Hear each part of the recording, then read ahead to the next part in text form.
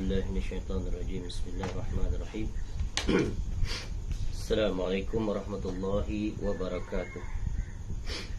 إن الحمد لله نحمده ونستعينه ونستغفره ونعوذ بالله من شرور أنفسنا ومن سيئات أعمالنا. من يهده الله فلا مضل له ومن يضلل فلا هادي له. وأشهد أن لا إله إلا الله وحده لا شريك له وأشهد أن محمدا عبده ورسوله. يا أيها الذين آمنوا اتقوا الله حق تقاته ولا تموتن إلا وأنتم مسلمون. يا أيها الناس اتقوا ربكم الذي خلقكم من نفس واحدة وخلق منها زوجها وبث منهما رجالا كثيرا ونساء واتقوا الله الذي تساءلون به والأرحام إن الله كان عليكم رقيبا. يا أيها الذين آمنوا اتقوا الله وقولوا قولا سديدا يصلح لكم أعمالكم ويغفر لكم ذنوبكم ومن يطع الله ورسوله فقد فاز فوزا عظيما. أما بعد فإن أصدق الحديث كتاب الله خير الهدي هدي محمد صلى الله عليه وسلم وشر الأمور محدثاتها وكل محدثة بدعة وكل بدعة ضلالة وكل ضلالة في النار. اللهم إنا نسألك علما نافعا.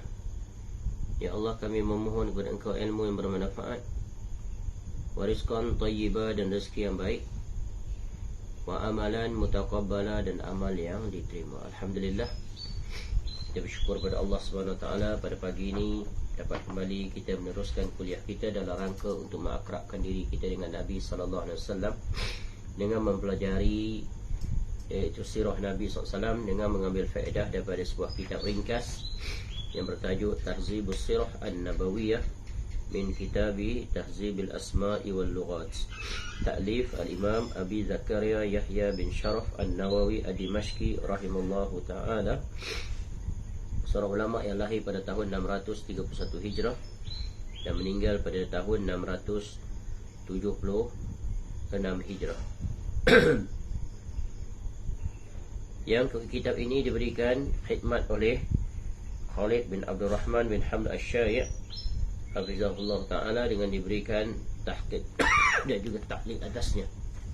Sebuah kitab ringkas yang menjelaskan beberapa aspek penting dalam kehidupan dan perjalanan serta kepribadian Nabi Sallallahu Alaihi Wasallam untuk membuka pintu kepada kita untuk meneruskan ke tingkat yang seterusnya, iaitu dengan mempelajari kitab-kitab yang lebih terperinci, kitab-kitab yang lebih lengkap, kitab-kitab yang lebih luas perbahasannya tentang keseluruhan perjalanan hidup Nabi Sallallahu Alaihi Wasallam. InsyaAllah kita masih lagi berada pada perbahasan faslun, iaitu pada fasal fi khasaisi Rasulullah Sallallahu Alaihi Wasallam fil ahkami wa ghairiha, iaitu pada bab yang menjelaskan tentang kekhususan Rasulullah Sallallahu Alaihi Wasallam dalam hukum dan selainnya. Dan insyaAllah pagi ini kita akan melanjutkan penjelasan Al-Imam An-Nawawi rahimallahu ta'ala pada muka surat 93 daripada kitab terjemahan ini yang diterbitkan oleh Pustaka Ibnu Umar. Baik, pada perbahasan ini yang sekarang kita akan masuk, iaitu pada penjelasan Al-Imam An-Nawawi rahimahullah tentang kekhususan Nabi SAW yang terdiri daripada 4 jenis.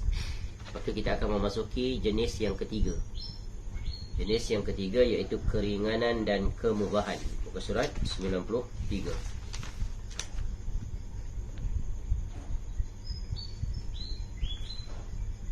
Iaitu ad-darbu ats-tsalits, ya, tentang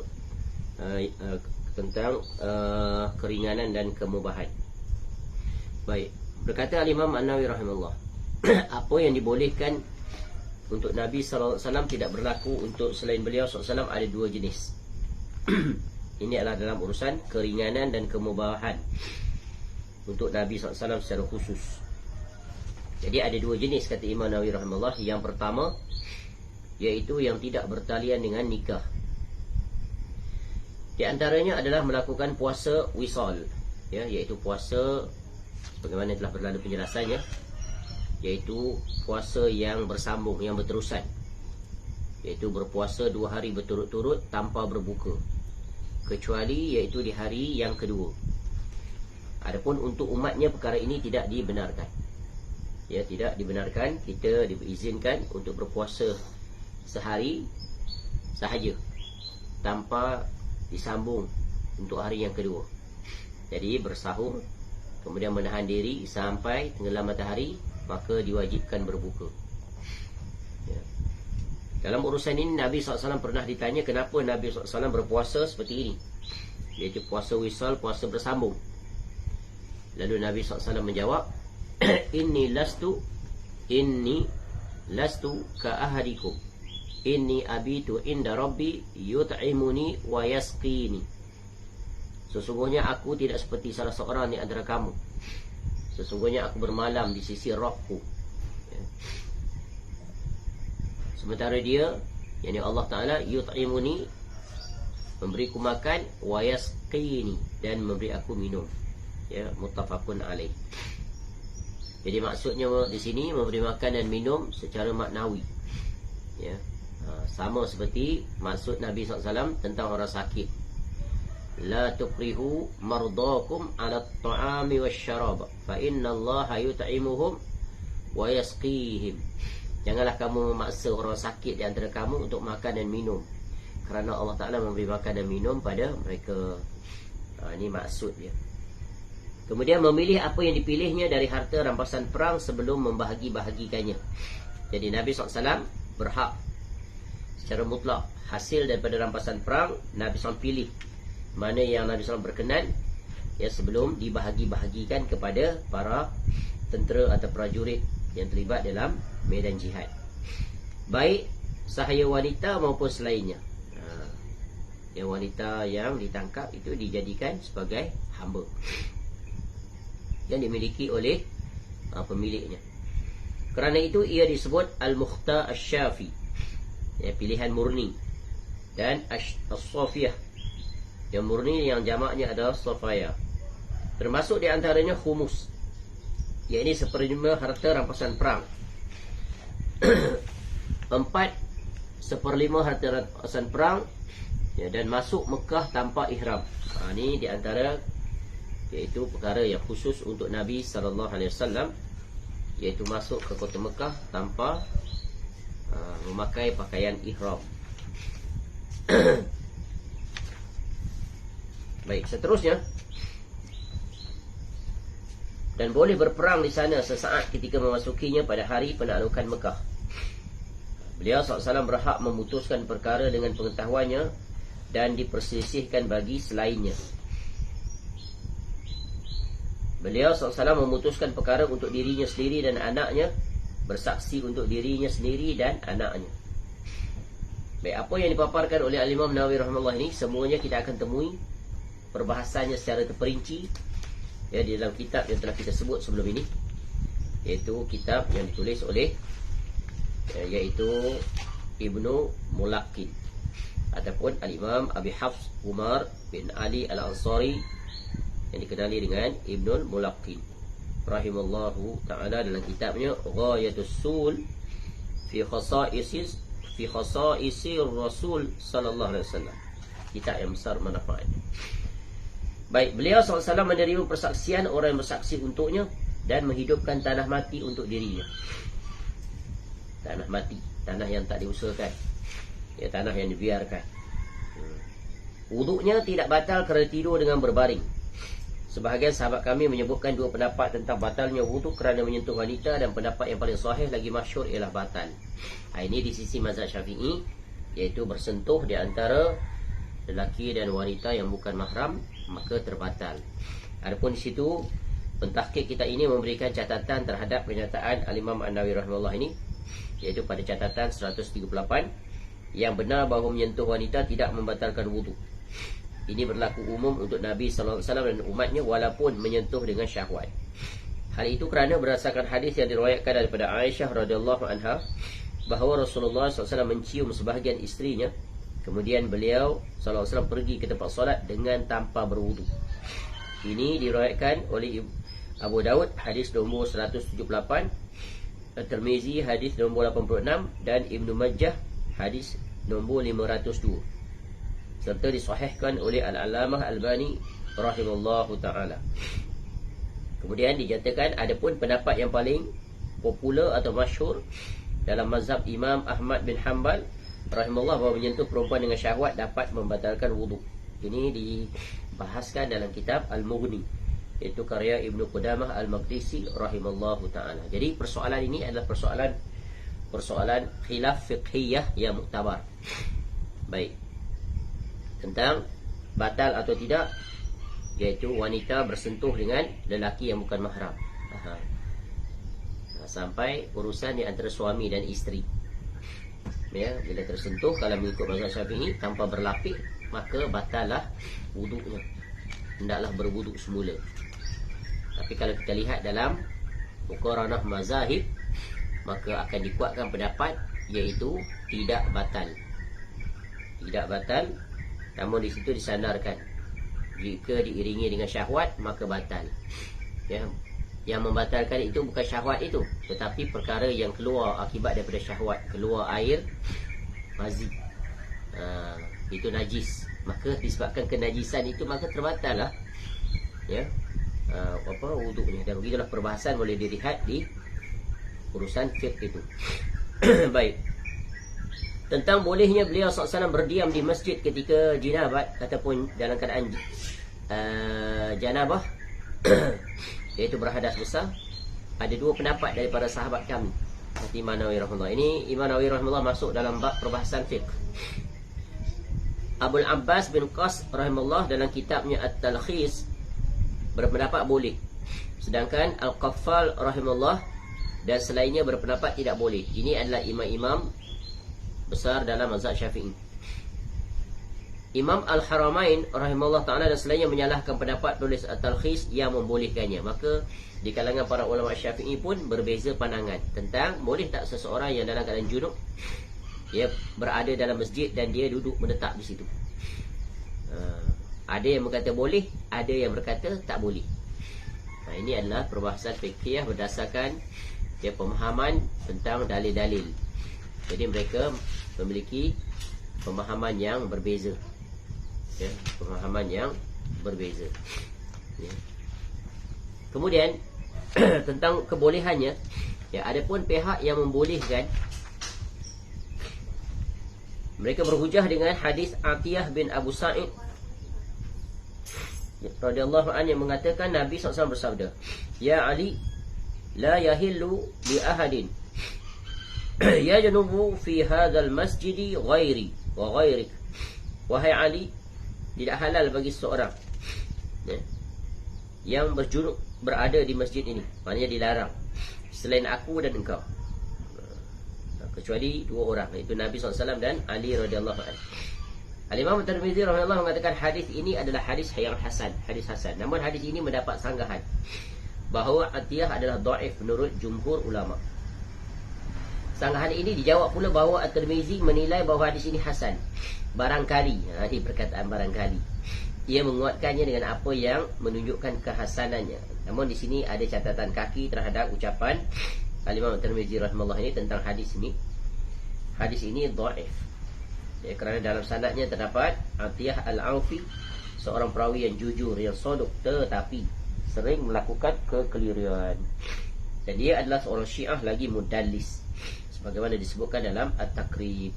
Ini perbahasan dari sisi jarh wa ta'dil untuk mensahihkan atau mendhaifkan sesuatu hadis. Ini dalam ilmu hadis, ya, dalam mustalah hadis dijelaskan aspek-aspek, ya, ilmu-ilmu yang berkaitan dengan hadis Nabi SAW.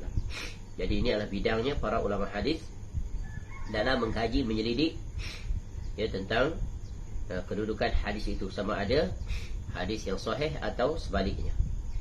Baik, dibolehkan bagi beliau sallallahu alaihi wasallam mengambil makanan dan minuman dari pemiliknya yang memerlukannya. Jika beliau sallallahu alaihi wasallam memerlukannya, dan pemiliknya wajib menyerahkan kepada beliau sallallahu alaihi wasallam serta melindungi jiwa beliau SAW dengan jiwanya. Apa dalilnya? Allah Subhanahu wa taala berfirman, "An-nabiyyu aula bil mu'minina min anfusihim." Nabi itu hendaknya lebih utama bagi orang-orang mukmin dari diri mereka sendiri. Surah Al-Ahzab ayat 6. Ini keistimewaan khusus untuk Nabi SAW. Jika Nabi SAW berkeinginan sesuatu daripada seseorang, maka mereka hendaklah memberikannya, walaupun mereka tidak, walaupun mereka memerlukannya. Jadi Nabi SAW bebas untuk mengambil apa saja daripada para sahabatnya. Namun di sini ketahuilah, kata Imam Nawawi rahimahullah, bahawa sebagian besar kemubahan ini tidak pernah dilakukan oleh Nabi SAW, meskipun hal itu mubah bagi beliau sallallahu alaihi wasallam. Wallahu a'lam. Ini benda yang merupakan kebolehan untuk Nabi SAW, tapi Nabi SAW tak melakukannya, tak menggunakan kelebihan ini. Baik, seterusnya yang kedua, bertalian dengan nikah. Urusan nikah. Tadi ini urusan selain daripada nikah. Sekarang khusus tentang pernikahan. Di antaranya Nabi SAW dibolehkan menikahi 9 wanita. Yang benar, beliau SAW boleh menikahi wanita lebih dari itu, tapi tidak untuk umatnya. Adapun ada perbahasan dalam urusan ini tentang ayat yang diturunkan tentang kebolehan berpoligami ataupun beristeri lebih daripada satu, maksimal 4. Jadi di antaranya, menurut para ulama, ayat ini turun ketika itu Nabi SAW sudah pun memiliki isteri lebih daripada 4. Isteri Nabi SAW ada 11, 9, 10, 11 11, yang mana kemudiannya 2 orang daripadanya meninggal dunia semasa hayat Nabi SAW. Ini telah kita jelaskan, iaitu 2 orang isteri Nabi SAW, iaitu Khadijah binti Khuwailid radhiyallahu anha dan juga Zainab binti Khuzaimah radhiyallahu anha, 2 orang isteri Nabi SAW yang meninggal lebih awal daripada Nabi SAW. Adapun baki 9 isteri Nabi SAW meninggal sesudah kewafatan Nabi SAW. Baik. Jadi termasuk di antaranya, nikah beliau SAW sah dengan lafaz hibah menurut sebahagian yang paling sahih.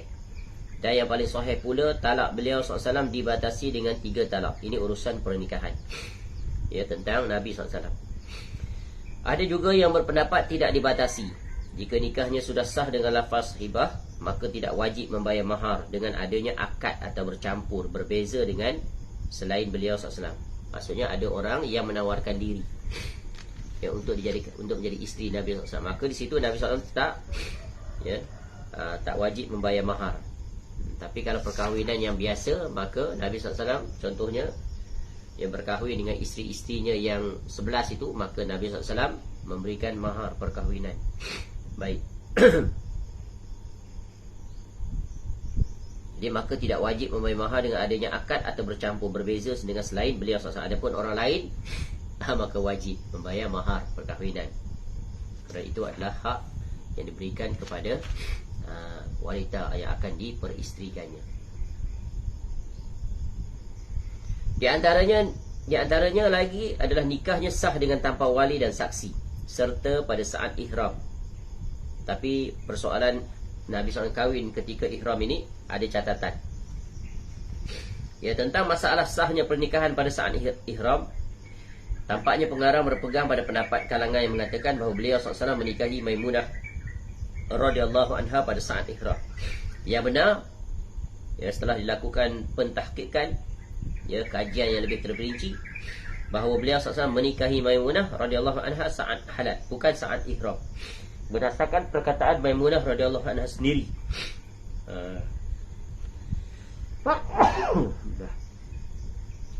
Dan perkataan Abu Rafi' yang menjadi penghubung di antara keduanya. Dalam hal ini, beliau SAW seperti umatnya, sebagaimana hukum asalnya, iaitu dilarang berkahwin ketika dalam keadaan ihram, iaitu sedang melakukan ihram. menurut pendapat yang paling sahih tentang semuanya. Jika Nabi SAW ingin menikahi seorang wanita yang tidak bersuami, maka ia wajib memenuhinya menurut pendapat yang sahih, dan diharamkan atas beliau sallallahu alaihi wasallam untuk meminang. Tentang wajibnya menggilirkan di antara para isteri dan sahaya wanitanya, terdapat dua pendapat. Menurut Al-Istakhri, tidak wajib, sehingga hal ini termasuk kekhususan. Yang lainnya berpendapat wajib, yang berarti bukan merupakan kekhususan. Ini pandangan para ulama terhadap iaitu perihal perbuatan Nabi SAW, urusan rumah tangga, iaitu perkahwinan Nabi SAW dari sisi penggiliran. Ini khusus tentang Nabi SAW, ya. Adapun selain daripada Nabi SAW, maka terang dalam hukum, iaitu adanya penggiliran hari-hari yang tertentu. Para sahabat kami, kata Imam Nawawi rahimahullah, mengemukakan sebahagian besar persoalan ini dan yang semisalnya berdasarkan landasan yang mereka miliki, iaitu apakah pernikahan beliau SAW sebagaimana pernikahan bagi kita, ataukah seperti mengambil sahaya wanita. Ini perbahasan-perbahasan yang dibincangkan oleh ulama yang daripada itu, maka banyaklah pandangan-pandangan yang berbeza. Ya, beliau SAW memerdekakan Sofiyah radhiyallahu anha dan menikahinya, ya, serta menjadikan pembebasannya sebagai maharnya. Jadi kalau wanita merdeka, maka Nabi SAW seperti perkahwinan yang biasa, iaitu memberikan mahar, ya, perkahwinannya. Jadi Sofiyah radhiyallahu anha, ya, adalah, ya, daripada orang-orang Yahudi, ya, dalam peperangan Khaybar itu. Sofiyah bin Huyai bin Akhtab An-Nazariyah radhiyallahu anha, sebagaimana yang telah kita sebut. Ada yang berpendapat beliau SAW memerdekakannya dan mensyaratkan akan menikahinya, maka beliau SAW wajib memenuhinya, berbeza dengan selain beliau. Ini pandangan-pandangan tentang kasus atau kes perkahwinan Nabi SAW dengan Sofiyah radhiyallahu anha, yang merupakan tawanan perang pada peperangan Khaybar, kemudian dimerdekakan. Jadi Nabi SAW disebutkan, iaitu merdekakannya, kemudian dijadikan sebagai tebusan memerdekakannya itu sebagai mahar, untuk kemudiannya menjadi isteri Nabi SAW. Ada yang mengatakan beliau SAW menjadikan kemerdekaan itu sendiri sebagai mahar. Ini pandangan para ulama. Hal itu dibenarkan berbeza dengan selain beliau SAW. Ada yang mengatakan beliau SAW memerdekakannya tanpa imbalan dan menikahinya dan tanpa mahar, baik saat itu maupun sesudahnya. Dan ini yang paling sahih. Tentang jenis permasalahan yang seperti ini, para sahabat kami, kata Imam Nawawi rahimahullah, menyebutkan banyak sekali pendapat yang sengaja kami buang. Ini perbahasan yang panjang lebar, ya, berbagai pandangan-pandangan. Cumanya di sini Imam Nawawi rahimahullah membuat tarjih, memilih pandangan yang tepat di sisi Imam Nawawi rahimahullah, ya. Tapi tidak pula rajih di kalangan ulama yang berlawanan atau bertentangan pendapat. Ini adalah khilaf yang muktabar. Begitulah dalam perbahasan urusan fiqh ini, para ulama memiliki pandangan-pandangan yang berbeza sesuai dengan tingkat pemahaman dan sudut pandang masing-masing berdasarkan dalil-dalil tersebut. Ini adalah perkara yang biasa. Maka dalam persoalan fiqh, urusannya lebih luas.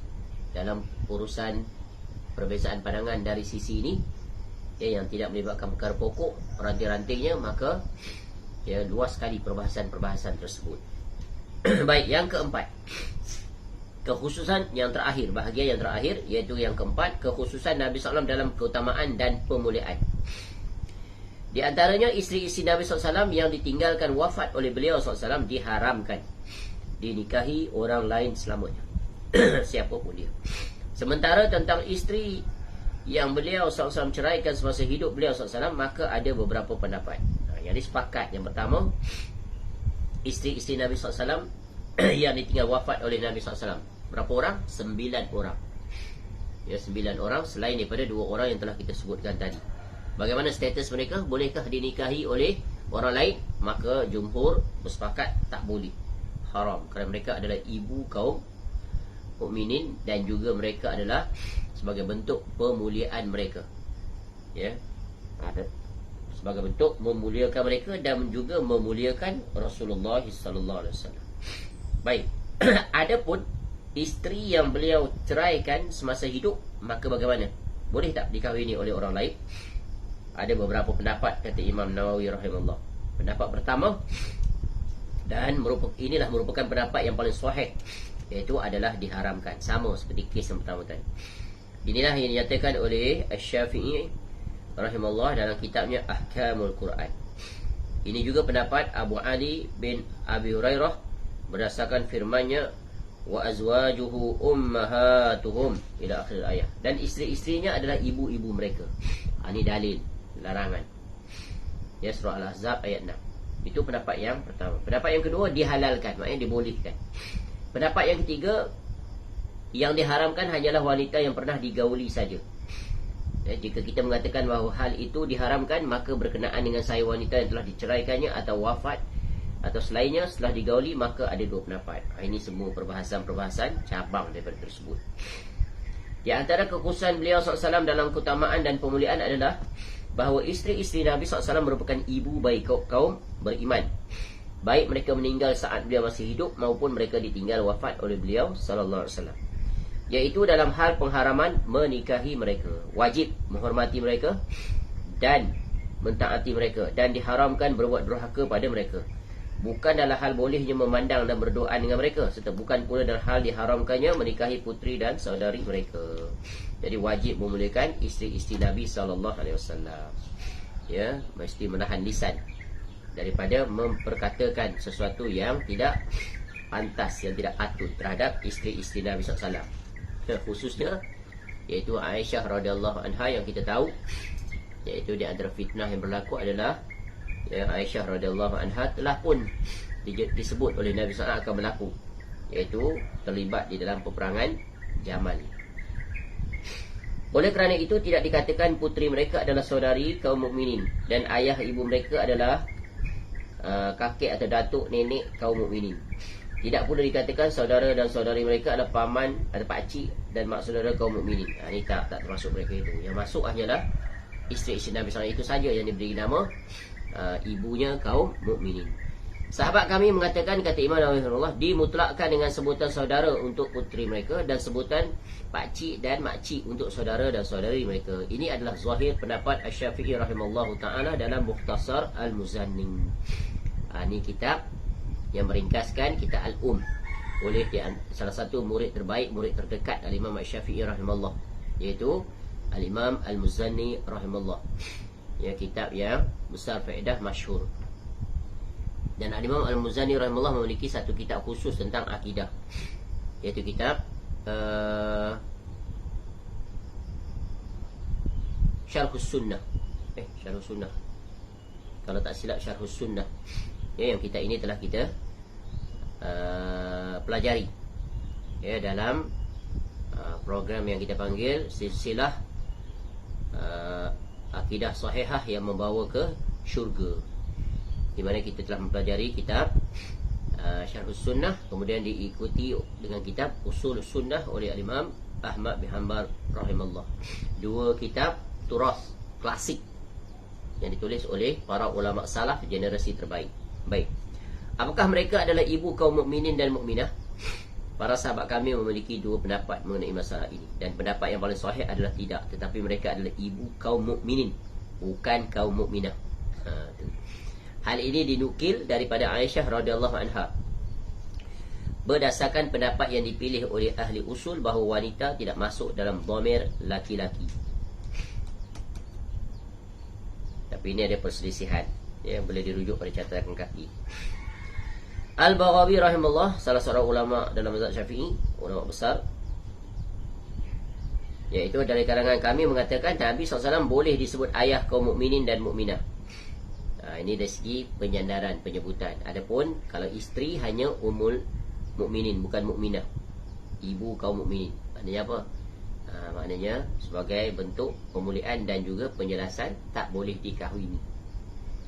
Al-Wahidi menukil daripada sebahagian sahabat kami bahawa beliau SAW tidak boleh disebut demikian, kerana Allah Subhanahu Wa Taala berfirman, "Ma kana Muhammadan aba ahadin min rijalikum" ila akhir ayat. Muhammad SAW itu sekali-kali bukanlah bapa dari seorang lelaki di antara kamu. surah Al-Ahzab ayat 40. Jadi Nabi SAW ya bukan bapa ya kepada sesiapa kaum lelaki, tapi Nabi SAW adalah seorang rasul. Kena ingat ni ya, rasul adalah jawatan yang diberikan oleh Allah Ta'ala. Adapun Nabi SAW itu adalah manusiawi. Nabi SAW adalah manusia yang memiliki keturunan, nasab dan sebagainya. Jadi jawatan Nabi SAW itu adalah yang diberikan oleh Allah Ta'ala. Dan jawatan itu tak boleh diwarisi. Ya, tak boleh diwarisi. Sebagaimana rasul-rasul yang telah berlalu. Ya, mereka memiliki keturunan, ya, tetapi keturunan mereka boleh berubah dengan siapa mereka berkahwin. Ya, contoh Fatimah radhiyallahu anha berkahwin dengan Ali bin Abi Talib. Jadi anak-anaknya semuanya binnya kepada ya, Abi Talib, bukan kepada Nabi SAW. Tak disandarkan pada Nabi SAW, tapi disandarkan pada Abu Talib.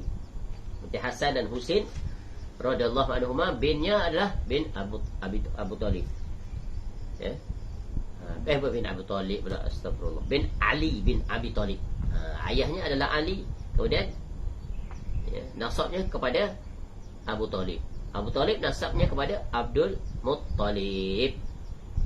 Jadi anak-anak Nabi SAW keturunan ya, yang datang daripada Nabi adalah menerusi Fatimah radhiyallahu anha. Jadi nasabnya refer kepada Ali bin Abi Talib. Jadi seluruh Ahlul Bait sampai kepada hari ini ya, kembalinya nasab mereka itu kepada Ali bin Abi Talib bin Abdul Muttalib. Tidak kembali pada Nabi SAW. Kerana Fatimah radhiyallahu anha ya, anak Nabi SAW adalah perempuan. Tidak ada anak lelaki Nabi SAW yang menurunkan keturunan. Kalau ada, contohnya ya, katakan Al-Qasim ya, contoh Allah takdirkan. Tapi Allah telah menakdirkan semua anak lelaki Nabi SAW meninggal dunia sebelum umur baligh. Seperti Al-Qasim radhiyallahu anhu. Ya. Jadi kalau ditakdir contoh ya, Al-Qasim itu kalau ada anak nanti bin Al-Qasim bin Muhammad, maka sampai kepada Nabi SAW. Jadi ini ya, hendaknya kita fahami. Jadi ya, seluruh anak-anak Nabi SAW datang daripada keturunan Fatimah radhiyallahu anha, tapi dinasabkan kepada siapa? Yang lelaki, kerana keturunan itu dinisbahkan pada lelaki. Jadi binnya adalah bin Ali bin Abi Talib, itu yang ke atas. Baik, ia mengatakan Al-Imam Asy-Syafi'i rahimahullah berpendapat tentang bolehnya hal itu, yakni ayah mereka dalam kehormatan. Ia mengatakan makna ayat tersebut adalah tidak ada seorang lelaki pun di antara kalian yang merupakan anak kandungnya. Dalam hadis sahih dalam Sunan Abi Daud dan selainnya, Nabi SAW bersabda, innama ana lakum mislul walid, sesungguhnya kedudukan aku bagi kamu adalah seperti ayah. Ada yang mengatakan dalam hal belas kasihan. Apa maksud Nabi SAW sebut sebagai ayah ni? Maksudnya dari segi kasih sayang, bukan ayah yang hakiki. Ya, ini hanya sebutan ya, yang membawa maksud di sebaliknya. Sebagaimana di antara sifat Nabi SAW sebagaimana yang disebut dalam surah At-Taubah ayat 128. Ini ciri khas Nabi SAW, menyayangi umatnya. Ya, laqad ja'akum rasulun min anfusikum azizun 'alaihi ma anittum harisun 'alaikum bil mu'minina raufur rahim. Itu sifatnya. Ada yang mengatakan dalam hal untuk tidak malu bertanya kepadaku tentang apa yang mereka perlukan berupa perkara aurat dan selainnya. Ada yang mengatakan dalam semua perkara itu dan juga yang lainnya. Saya, kata Imam Nawawi rahimahullah, telah menjelaskan semua ini dalam kitab Al-Istihabah dari Syarah Al-Muhazzab. Ini kitab yang lebih besar, Al-Muhazzab ini. Ya, kitab dipanggil Syarah Al-Majmu' Syarhil Muhazzab, berjilid-jilid. Kitab ini setara dengan kitab Al-Mughni dalam mazhab Hambali oleh Ibnu Qudamah tadi. Setara dengan kitab Al-Mudawanah dalam mazhab Maliki. Baik, termasuk di antara kekhususan beliau SAW dalam keutamaan dan pemuliaan adalah isteri-isteri beliau SAW dilebihkan daripada semua wanita lainnya. Ini perkara yang disepakati. Semua isteri-isteri Nabi SAW yang melebihi wanita-wanita lainnya. Khususnya dua yang pertama, iaitu yang menjadi pemimpin ahli syurga, iaitu Khadijah binti Khuwailid radhiyallahu anha, Kemudian diikuti oleh anaknya Fatimah binti Muhammad SAW dan isteri-isteri Nabi SAW yang lain. Pahala dan seksa mereka dilipat gandakan dan diharamkan bertanya pada mereka kecuali daripada balik hijab. Sedangkan untuk selain mereka dibolehkan bercakap-cakap secara langsung. Tapi di sini ada catatan kaki. Yang benar bahawa selain mereka juga diperintahkan untuk berhijab.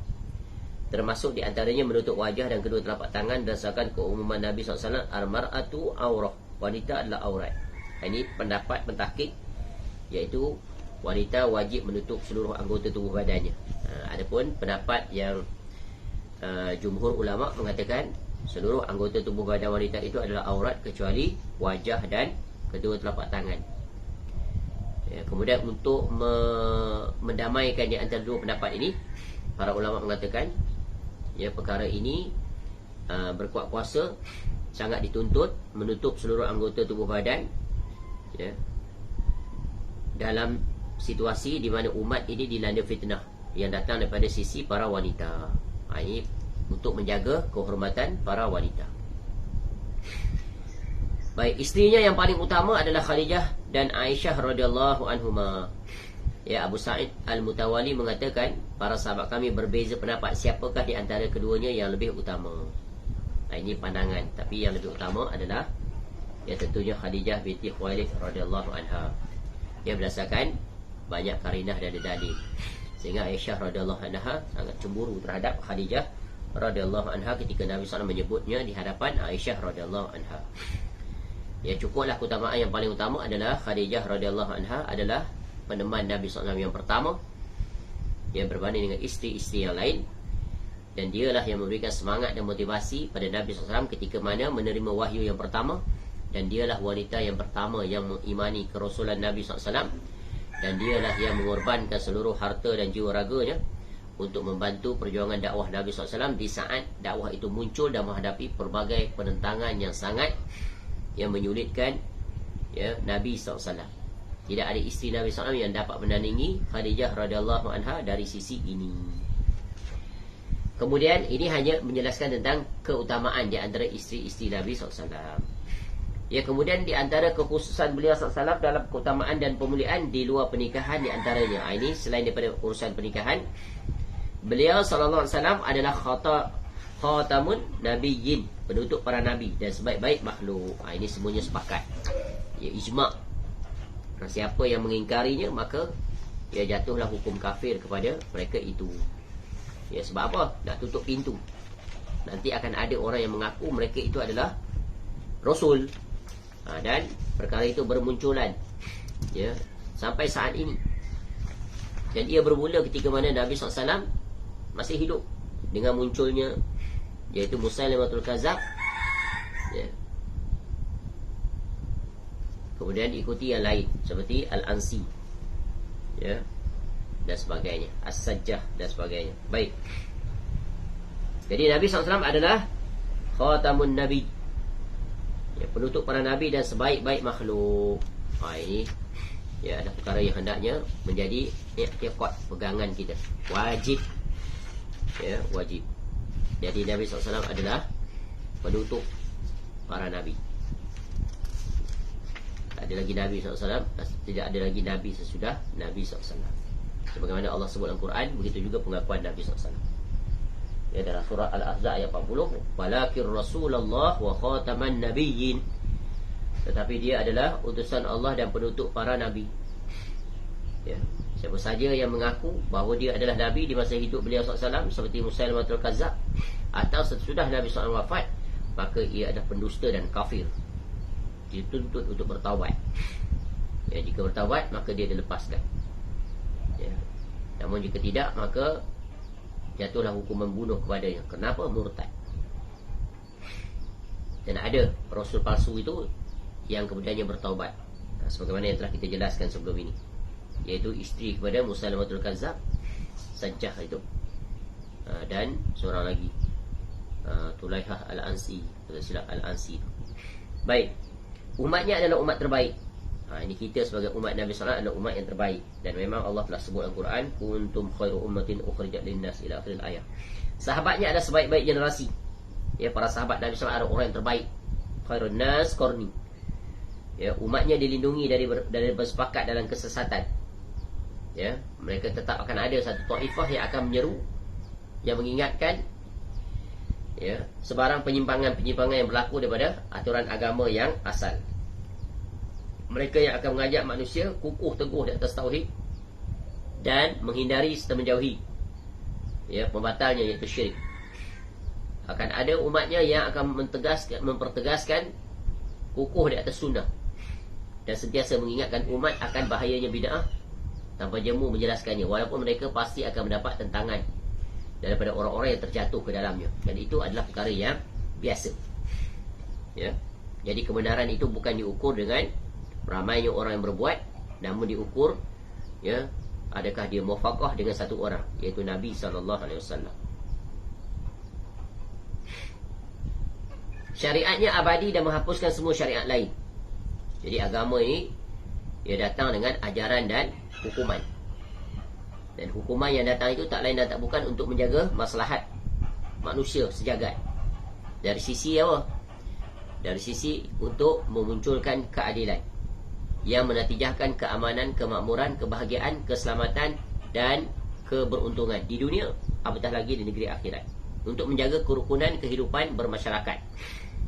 Kerana syariat itu ya, fungsi utamanya ditegakkan dia, dilaksanakan dia, dikuatkuasakan dia untuk menjaga 5 perkara yang kita sebut untuk ya dalam urusan, iaitu maqasid tujuan syariah itu 5. Jaga agama, jaga akal, jaga keturunan, jaga nyawa, jaga harta benda. 5 ini akan menjamin keamanan, kemakmuran dan keberkahan sesebuah ya, masyarakat yang diatur oleh pemerintah dalam sesebuah negara. Maka jika keluar daripada aturan ini, maka muncullah pelbagai kerosakan demi kerosakan ya, yang akhirnya akan menimpa pada umat ini kesulitan dan kepayahan, dan ditariknya keberkahan, dan berlakulah pelbagai pelanggaran-pelanggaran sehingga memunculkan kezaliman. Itulah perkara yang berlaku yang kita lihat pada hari ini di pelbagai belahan dunia, khususnya di negara-negara umat Islam. Kitabnya adalah mukjizat dan terpelihara daripada penyelewengan dan perubahan. Itulah Al-Quranul Karim yang Allah jaga sampai hari ini, sampai hari kiamat. Begitu juga hadis-hadis Nabi SAW. Allah munculkan para ulama hadis di sepanjang zaman untuk menjaganya ya, untuk menjaga hadis itu daripada penyimpangan orang-orang yang sesat ya. Maka akan ada ulama hadis yang ikhlas, yang benar, berjalan di atas jalannya Nabi SAW. Namun orang seperti ini pasti akan mendapat penentangan yang keras, yang kuat daripada golongan orang Islam sendiri. Maka berjalanlah bersama dengan para ulama hadis yang kukuh teguh di atas wasiat Nabi SAW. Beliau SAW diberi pertolongan dengan rasa takut, yang ini dirasakan oleh musuh pada beliau SAW, walaupun peperangan berjarak 1 bulan lagi. Itu hebatnya, yang istimewanya umat Islam. Tapi ini dengan syarat, Allah kurniakan dengan syarat mereka beriman dan bertakwa. Makin kuat iman dan takwa, makin kukuhlah perkara ini. Namun apabila makin menipisnya iman dan takwa, maka menipis jugalah perkara ini. Akhirnya apa yang berlaku ya, ketakutan itu dipindahkan posisinya kepada umat Islam. Keberanian itu dipindahkan posisinya pada orang kafir, sehingga orang Islam takut terhadap orang kafir. Sepatutnya sebaliknya. Inilah dia, kerana keluar daripada aturan yang telah ditetapkan oleh Allah. Kerana lebih takut pada manusia berbanding takut pada Allah. Baik. Bumi dijadikan untuk beliau SAW sebagai masjid dan tempat suci, tempat bersuci ya. Di mana-mana pun boleh kita solat, kecuali ya, bila di tempat tersebut dipastikan memang ada najis, ada kotoran yang dilarang ya. Dan ya, air diganti dengan bolehnya kita bertayamum dengan debu-debu tanah untuk kita mendirikan solat atau untuk mengganti hadas besar, mengganti untuk mengangkat hadas besar. Harta rampasan perang dihalalkan bagi beliau sallallahu alaihi wasallam ya, dan memang dalam peperangan apa pun ya, pihak yang menang akan menguasai pihak yang kalah dari segala aspek, harta bendanya dan pelbagai lagi. Beliau SAW diberi hak untuk memberikan syafaat dan memperolehi tempat yang terpuji, iaitu Al-Maqam Al-Mahmud. Serta beliau SAW diutus kepada manusia seluruhnya. Ini semua perkara yang sudah kita makruf tahu. Ya, maklum minaddin bid-darurah. Semua orang awam kata tanya. Ya, Nabi SAW akan bagi syafaat. Nanti untuk umatnya. Tapi dengan 3 syarat. Ya, dalam urusan syafaat ini ada 3 syarat untuk seorang mendapat syafaat. 1, dia mesti bertauhid. Seorang Muslim, tak terbatal keislamannya. Yang kedua, Allah bagi izin pada orang yang beri syafaat. Yang ketiga, iaitu ya, Allah akan beri izin pada orang yang akan mendapat syafaat. Satu yang beri syafaat, satu yang mendapat syafaat. Jadi ada 3 syarat. Itulah dia tentang memperolehi syafaat. Beliau SAW adalah pemimpin anak Adam, ya, pemimpin manusia. Orang yang pertama dibangkitkan dari bumi, orang pertama yang beri syafaat dan diterima syafaatnya. Syafaat Nabi SAW iaitu syafa'atul kubra atau syafa'atul uzma. Ya, hadis tentang syafaat di padang mahsyar. Nabi SAW pimpin seluruh umat.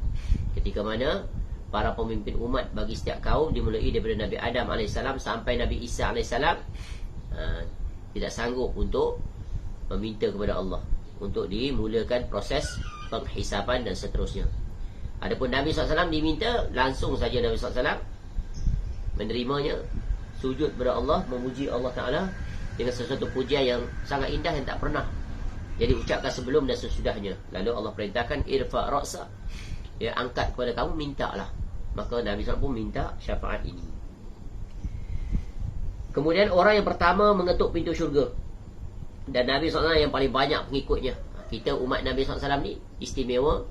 Ya, Nabi SAW, dia dibukakan pintu syurga untuk kita. Nabi SAW masuk, Abu Bakar radhiyallahu anhu masuk, kemudian para sahabat masuk, seterusnya umatnya sampai hari kiamat.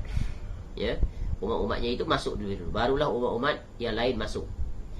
Ya, jika selagi itu tak masuk, selagi itulah umat-umat lain menunggu. Beliau SAW diberi jawabiul kalim, iaitu ucapan yang ringkas syarat makna. Ya, maknanya bijak Nabi SAW dalam mengungkapkan kata-kata, tidak ada bandingan dengan sesiapa pun, ya, di atas muka bumi ini sampai hari kiamat. Itu dibuktikan dengan hadis-hadis Nabi SAW yang berbagai bentuk, ya, pendek, sederhana, panjang dan berbagai lagi.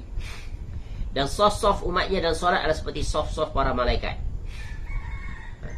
Hati beliau SAW tidak tidur, dan beliau SAW melihat apa yang ada di belakangnya sebagaimana melihat apa yang ada di depannya. Ada catatan kaki di situ dicatatkan hal ini berlaku dalam solat. Ya, berdasarkan hadis Anas bin Malik radhiyallahu anhu, ia berkata, Rasulullah SAW bersabda, atimmus sufuf fa inni arakum min wara'i zahri. Sempurnakanlah saf kerana aku melihat kamu dari belakang punggungku. Muttafaqun alaih. Ini kekhususan Nabi SAW, mukjizat.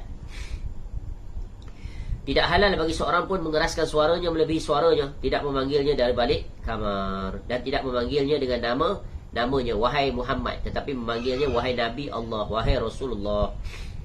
Jadi pada masa hidup Nabi SAW tak boleh panggil nama, macam kita hui ataupun panggil nama. Adapun kita boleh saja, siapa pun kita boleh panggil nama, ya, tapi ini tidak berlaku untuk Nabi SAW sebagai bentuk pemuliaan. Ini di mana etika ini diajar oleh Allah Ta'ala dalam surah Al-Hujurat.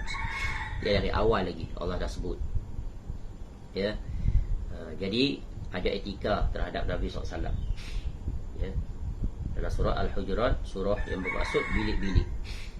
Orang yang sedang salat memanggilnya dengan ucapan Assalamualaikum ayyuhan Nabi wa rahmatullahi wa barakatuh. Semoga kesejahteraan, rahmat Allah dan keberkahannya dilimpahkan kepadamu wahai Nabi. Ya, ini dalam tahiyat. Tahiyat wajib baca, dia rukun. Ya, seandainya seseorang memanggil orang selain Nabi SAW, maka batallah solatnya. Jika orang yang sedang solat dipanggil oleh Nabi SAW, maka ia wajib memenuhi panggilannya saat sedang solat, dan solatnya tidak batal. Ini istimewa. Kita kalau tengah solat orang panggil, kita jawab, maka batallah solat kita. Tapi tidak untuk Nabi SAW. Air seni dan najis darahnya dapat diambil berkahnya. Ini iaitu, ya, kita tahulah air seni ni bahasa halus Indonesia ni. Kalau bahasa kita adalah air kencing. Rambutnya suci, tapi di sini ada catatan. Ya, pada asalnya bahawa Nabi SAW itu sebagaimana seluruh umat ini berdasarkan firman-Nya, "Qul innama ana basyarum mithlukum yuha ilai." Katakanlah sesungguhnya aku hanyalah manusia seperti kamu yang diberikan wahyu kepadaku. Surah Al-Kahfi ayat 110 dan juga Fussilat ayat 6.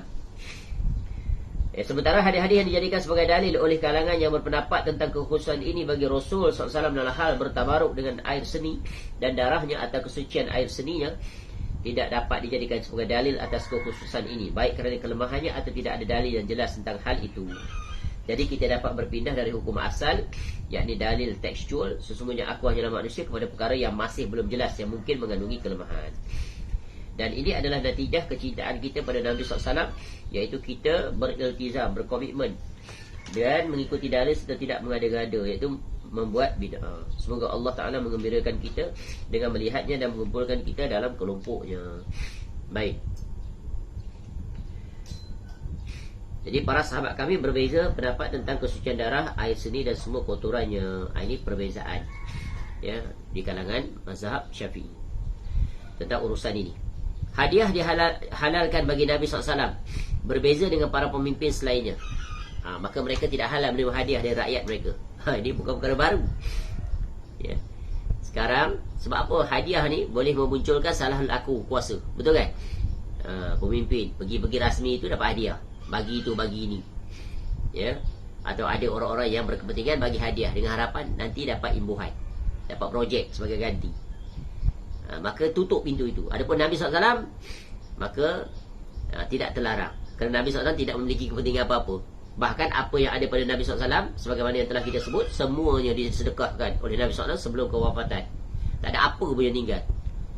Dan itu bertepatan dengan apa yang dilakukan oleh keteladanan seluruh para anbiya alaihissalatu wassalam. Mereka tidak mewarisi dinar dan dirham. Apa yang mereka warisi? Al-ilm, ilmu saja. Sehingga Fatimah radhiyallahu anha pun tak dapat apa-apa, ya, namun dia dijamin, diberikan, ya, segala urusan tanggungan kehidupannya oleh para pemerintah, iaitu Abu Bakar As-Siddiq radhiyallahu anhu. Menjadi sampai di situ diuji ahli keluarga Nabi SAW. Nak tutup pintu-pintu. Pintu apa? Pintu menggunakan untuk meraih laba keuntungan. Dan memang di situlah posisi yang paling besar untuk meraih pelbagai urusan dunia, sebagaimana yang dilakukan oleh pemimpin-pemimpin dulu. Dia sampai memperolehi peluang dan kesempatan, kecuali mereka-mereka yang diselamatkan oleh Allah Ta'ala, tidak menyalahgunakan kedudukan. Inilah pemimpin yang hendaknya kita miliki, dan kita harapkan Allah memuliakan kita pemimpin-pemimpin seperti itu, daripada yang paling atas, Perdana Menterinya, sampai yang paling bawah, ya. Di mana yang paling bawah? Iaitu yang membantu urusan takbirnya, iaitu pegawai-pegawai yang bekerja di jabatan-jabatan kerajaan. Ingat, di dunia kamu lepas, tapi ramai juga tak lepas, ditangkap oleh pihak PRM. Di dunia pun tak lepas, bagaimana nanti di negeri akhirat nak lepas? Fikirkan. Para Nabi alaihissalam tidak mungkin mengalami kegilaan, tetapi mereka boleh pingsan. Pingsan boleh, tapi gila tak sama sekali, kerana itu sifat mustahil bagi Rasul. Kerana, ya, adapun penyakit itu biasa. Penyakit yang menimpa manusia boleh juga dialami oleh para anbiya. Seperti mana Nabi Ayub AS diuji oleh Allah dengan sakit selama 18 tahun sakit. Nabi SAW, ya, menghabisi usia hujungnya dengan ditimpakan oleh Allah dengan sakit demam yang sangat panas, ya. Jadi pingsan itu boleh. Ya, dan Nabi SAW memang pingsan, tak sedar. Ya, betapa saking beratnya, ya, parahnya demam Nabi SAW yang sangat panas itu, sehingga Nabi SAW ikat kepalanya, bahkan meminta isteri-isterinya menuangkan air, ya, 7 bekas air itu yang berada dalam kulit itu. Tu. Panas sangat, ya, tak tahan. Tu, ya. Adapun penyakit gila, itu mustahil. Ya, sebab gila itu menghilangkan kewarasan dan kesedaran, mencacatkan akal. Tak sama sekali berlaku. Tapi dituduh gila je. Dituduh, ya, senjata, ya, para penentang di sepanjang zaman dituduh gila. Sama ada gila hakiki atau gila yang dimaksudkan berlawanan dengan mainstream. Kamu ni gila ke apa? Ya, bawa satu ajaran baru yang berbeza dengan apa yang diamalkan oleh masyarakat. Ni kita dah warisi daripada tradisi masyarakat kita ni. Dah 1000 tahun dah tahu masyarakat kita buat. Tiba-tiba kamu kata benda ni tak boleh buat. Gila ke apa kamu? Tu. Gila dimaksud di situ adalah apa? Berlawanan dengan mainstream. Ya. Tapi sebenarnya mereka itu yang gila. Kalau diukur dengan neraca syariat, yang dah ada dalam syariat kamu tak nak buat, yang tiada itulah yang kamu bersungguh buat. Siapa yang gila? Siapa yang gila di sini? Yang menuduh gila itulah sebenarnya gila. Gilanya maksudnya di sini apa? Tak waras. Tak waras. Ya, perkara yang benar kamu kata batil, perkara yang batil kamu kata benar, yang sunnah kamu kata bid'ah, yang bid'ah kamu kata sunnah. Itulah gila hakiki. Ya, cara pemikiran sonsang dan bertindak pun sonsang. Ya, mereka berbeza pendapat tentang kemungkinan mereka mengalami mimpi basah, tapi yang masyhur adalah tidak mungkin terjadi. Ini tentang Nabi SAW bermimpi, tanda baligh. Ya, ataupun bermimpi dari masa ke semasa bagi seorang lelaki, mimpi yang menatijahkan apa? Keluarnya air mani, iaitu tentang syahwat. Bila Nabi SAW luput mengerjakan 2 rakaat setelah zuhur, maka beliau SAW mengqadaknya setelah asar, dan beliau SAW sentiasa mengerjakan 2 rakaat setelah asar. Tentang kekhususan beliau SAW menetapi dan sentiasa melaksanakan 2 rakaat setelah asar, ada 2 pendapat daripada sahabat kami. Tapi yang sahih dan yang masyhurnya bahawa ini pengkhususan. Tu. Jadi ada catatan terhadap urut perkara ini, iaitu catatan nombor 149. Dalil kekhususan ialah hadis yang diriwayatkan dari Ummu Salamah radhiyallahu anha, bahawa ia mengatakan, aku bertanya, ya, wahai Rasulullah, apakah kami mengqadaknya jika luput daripada kami? Beliau SAW menjawab, tidak. Ya, ini tentang betapa dituntut untuk melaksanakan solat sunat sebelum qabliyah dan juga ba'diyah. Sini tentang solat zuhur, ada qabliyah, ada ba'diyah. Dua-dua dituntut. Baik.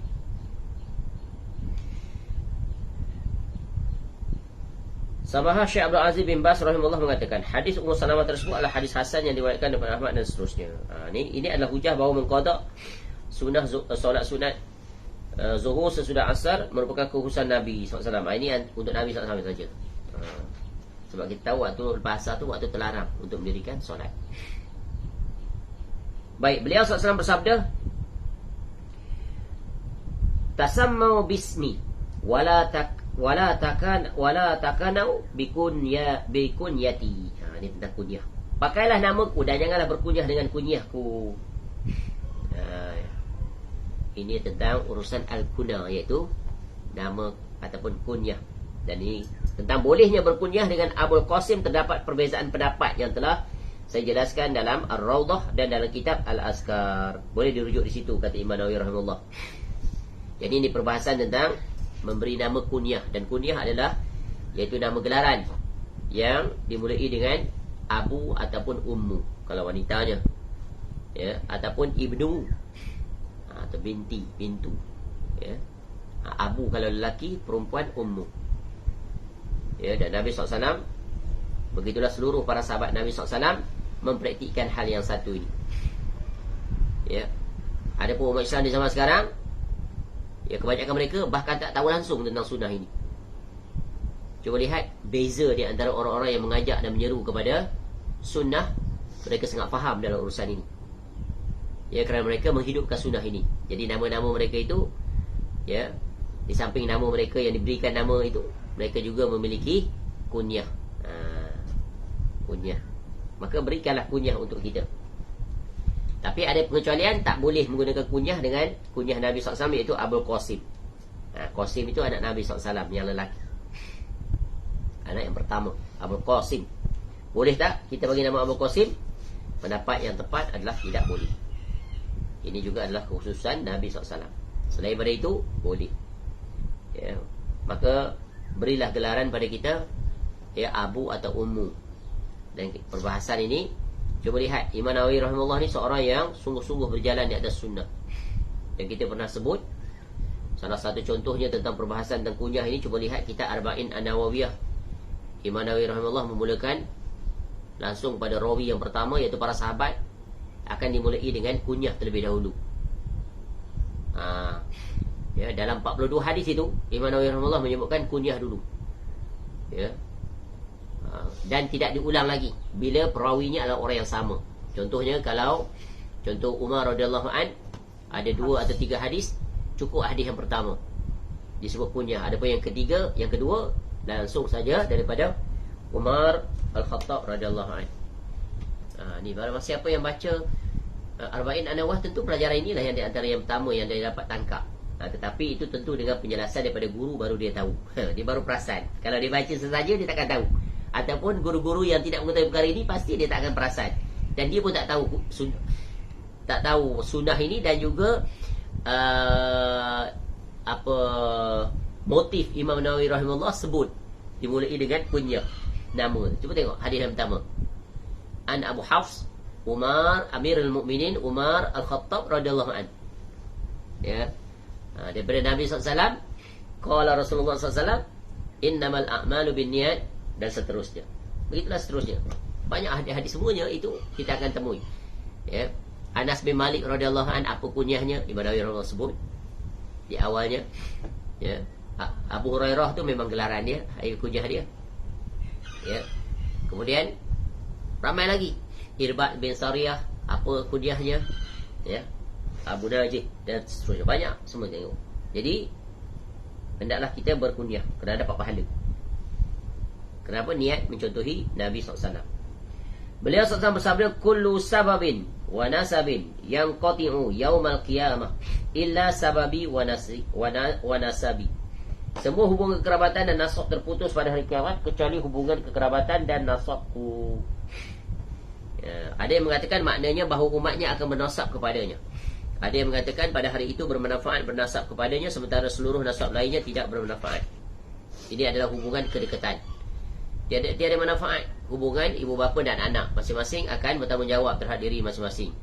Sebab itu Allah sebut dalam Quran, yauma la yanfa'ulun wala badun illa man atallaha biqalbin salim. Hari yang tidak berguna harta benda dan anak pinak. Ayahnya ulama ke, tok guru ke, pak lebai ke, pak imam ke, engineer ke, doktor ke, semuanya tidak akan mendatang manfaat kecuali mereka yang datang dengan hati yang selamat, iaitu ketakwaan dan amal soleh. Para sahabat kami mengatakan, barang siapa melakukan kehinaan atau berzina di hadapannya, maka ia telah kafir. Demikian pendapat mereka. Mengenai zina perlu dikaji ulang. Ibnu Qas dan Al-Qaffal Al-Marwazi rahimahullah ta'ala mengatakan, di antara kekhususan Nabi SAW bahawa beliau SAW diambil dari dunia ketika menerima wahyu, namun solatnya dan selainnya tidak gugur darinya. Di antara kekhususan beliau SAW lagi adalah, sesiapa yang melihat Nabi SAW dalam mimpi, bererti ia benar-benar melihatnya kerana syaitan tidak dapat menyerupai wujudnya. Tapi kena beza. Ada orang mengaku melihat Nabi SAW, tapi kena dipastikan betul ke yang kamu lihat dalam mimpi itu adalah Nabi SAW. Sebab itu nak tahu betul atau tidak, para ulama karang kitab Syama'il Muhammadiyah tu beri penjelasan tentang bentuk fizikal dan sebagainya. Maka kalau dia kata saya bermimpi bertemu dengan Nabi SAW, ya, saya mimpi pada malam tadi, cuba sifatkan yang mimpi kamu. Nabi SAW itu rambutnya keriting, ya, keriting, kemudian rambutnya panjang yang melepasi bahunya dan berbagai. Itu sah, bukan Nabi SAW. Sebab Nabi SAW bukan rambut keriting, dan rambutnya tak melepasi bahunya. Akan tetapi apa yang didengar darinya oleh orang yang bermimpi dari hal-hal yang bertalian dengan hukum tidak boleh diamalkan. Kalau dia kata Nabi SAW malam tadi aku bermimpi, Nabi SAW bagi aku, ya, menjelaskan tentang hukum ataupun ibadah-ibadah tertentu yang aku dituntut untuk berbuat, maka ini adalah perkara yang, ya, tidak boleh diamalkan. Kenapa? Menyelisihi ketetapan syariat. Kerana syariat telah sempurna, ya. Tak ada lagi dah aturan syariat baru yang datang. Bentuk zikirkah apa saja, semuanya, ya, tidak wujud. Kenapa? Kita dah dilengkapkan dengan pelbagai bentuk. Zikir apa saja semua ada. Berselawat bagaimana, semua dah lengkap. Ni tutup pintu-pintu, ya, penipuan. Tu. Sebab berita itu tidak diterima kecuali dari orang yang dhabit lagi mukallaf. Sedangkan orang yang tidur berbeza dengan semua itu. Jadi mimpi tak boleh dijadikan hukum sama sekali. Mimpi tak menatijahkan hukum. Sekalipun mimpi Rasul. Sekalipun dia bermimpi bertemu Nabi SAW, Nabi SAW bagi arahan dia untuk berbuat itu dan ini, tak diterima. Ya, kerana apatah lagi di zaman sekarang banyaknya orang-orang yang fasik, yang berbohong, berani berbohong, yang mengatakan itu dan ini, maka tinggalkan orang seperti itu. Ya, jangan dilihat dari segi penampilan, dari segi keturunan, dari segi amalan, bukan. Semuanya ditimbang dengan dalil. Sebab itu Nabi SAW pesan pada kita dua perkara je. Selalu kita sebut hadis itu, taraktu fikum amran lan tadillu ma tamassaktum bihima. Ya, kitab Allah dan sunnah. Jalan dua tu. Cukup dah. Kita dah dicukupkan dengan dua perkara. Ini adalah jalan selamat, iaitu pemungkas, pembatal terhadap pelbagai dakwaan-dakwaan yang tak terhitung banyaknya di zaman sekarang. Sebab itu Allah tetap menjaga agamanya menerusi para ulama Rabbani. Mereka lah pewaris sebenar Nabi SAW yang mengingatkan umat tentang kewajipan berpegang teguh dengan Al-Quran dan As-Sunnah, tidak selainnya. Camkan perkara yang satu ini. Di antara kekhususan Nabi SAW lainnya bahawa bumi tidak memakan jasad para Nabi. Berdasarkan hadis masyhur, termasuk di antara kekhususan beliau SAW ialah sabda Nabi SAW, inna kadhiban alayya laisa ka kadhibin ala ahad. Sesungguhnya dusta atas namaku tidak sebagaimana dusta atas nama seseorang. Jadi jasad para nabi, para anbiya, Allah pelihara, Allah jaga. Tengok istimewa. Bahkan ada juga orang yang mendapat keistimewaan ini. Siapa? Para syuhada. Orang yang mati syahid pun Allah jaga jasad mereka itu. Masya Allah. Inilah istimewanya. Kenapa mereka mendapat keistimewaan itu? Kerana mereka sanggup mengorbankan jiwa, nyawa mereka, nikmat dunia ni, untuk menjaga agama.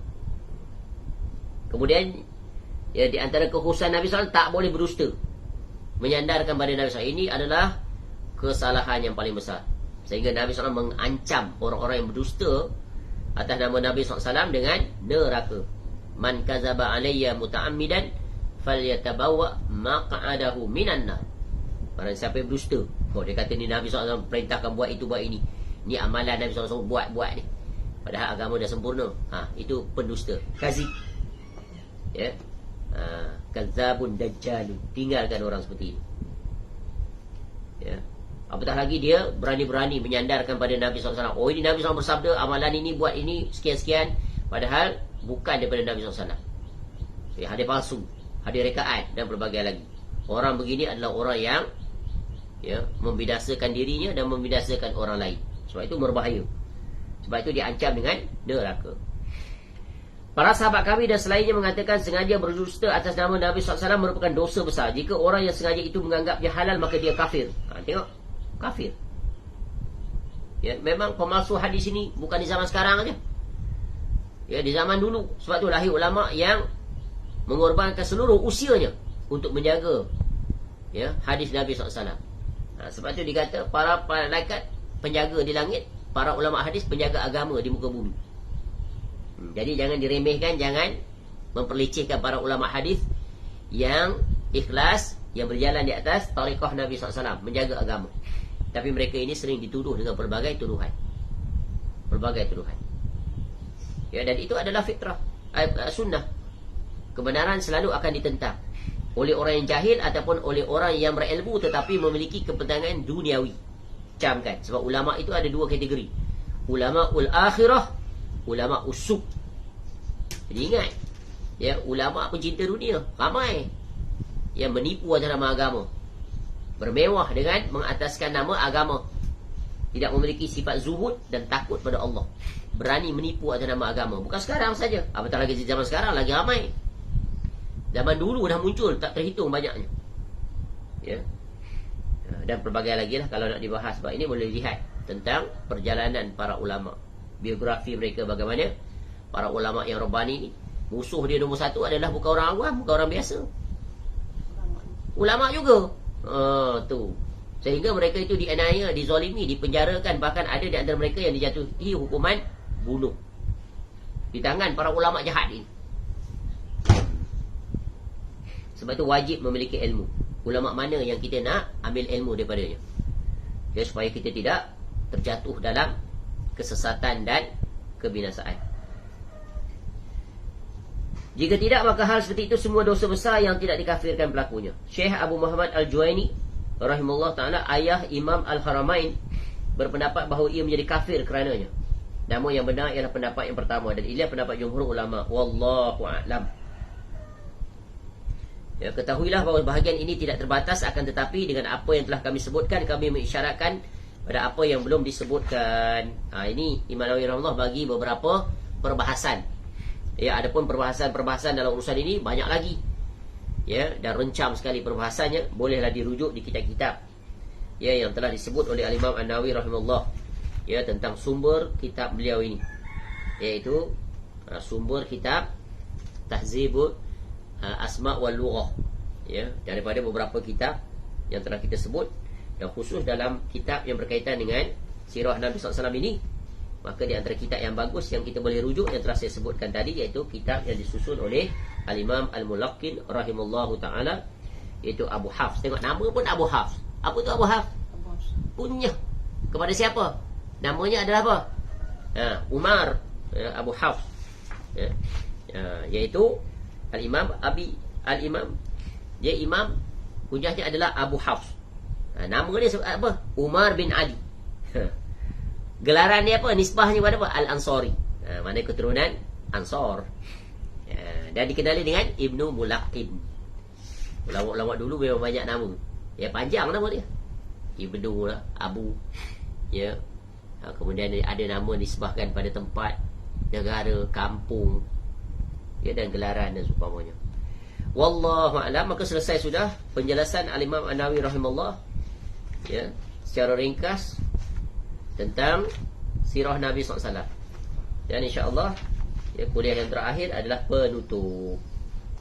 Ya, mudah-mudahan Allah menyampaikan kita untuk menuntaskan apa yang dipaparkan oleh Al-Imam An-Nawawi rahimahullah, dan juga ya tentang kesimpulan ya daripada pentahqiq kitab ini. Hafizahullahu ta'ala. Wallahu a'lam. Mudah-mudahan bermanfaat. Subhanakallahumma wa bihamdika asyhadu an la ilaha illa anta wa atubu ilaik. Wassallallahu ala nabiyyina Muhammad wa ala alihi wa sahbihi wasallam. Wa akhiru da'wana anil hamdulillahi rabbil alamin. Assalamualaikum warahmatullahi wabarakatuh.